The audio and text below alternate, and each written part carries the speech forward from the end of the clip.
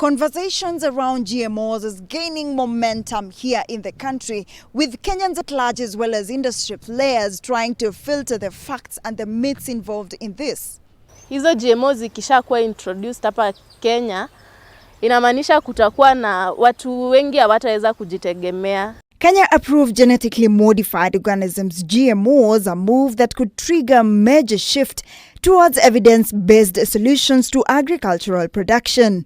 They need to give us those reports so that we read them as stakeholders and be able to understand from where are they coming from, to inform the lifting of the ban that was informed by the Professor Kiumbi Dairu Commission.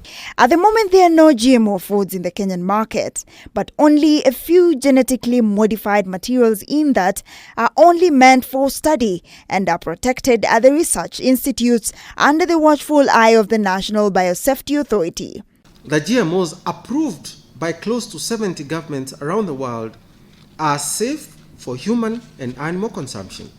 The country has a fully functional and robust policy, legal and institutional framework for governing the use of GMOs. The President William Ruto-led government is hoping to address the current high cost of food in the country, where GMO imports will help in addressing the high cost of animal feeds.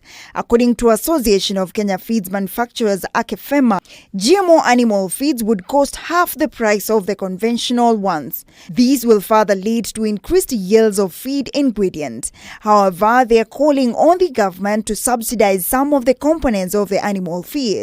Some of our concerns as farmers was availability of raw materials. And this the lift of the ban actually captures this very well, because now we can source for raw materials for our animal feeds from different places. Even as the farmers are optimistic about the new directive by the government, questions abound on protection of indigenous seeds over the GM seeds.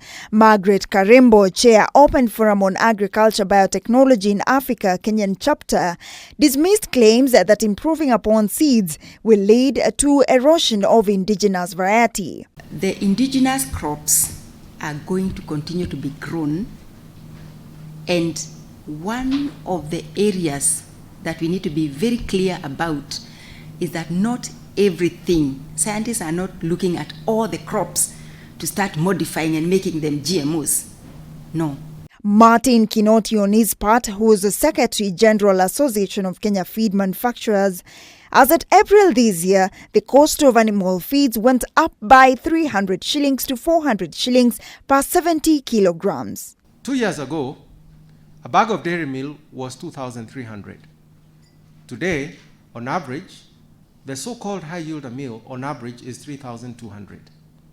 So that you can see we're talking about a whole 50%. And generally, animal feed prices have gone up by between 40 and 60% since the crisis began. Focus now shifts to the National Biosafety Authority, a body that has the mandate to regulate the sector and ensure the safety of both humans as well as animal welfare, while also helping the government of its intended goal of resuscitating the economy. Linda Koskei, K24 TV.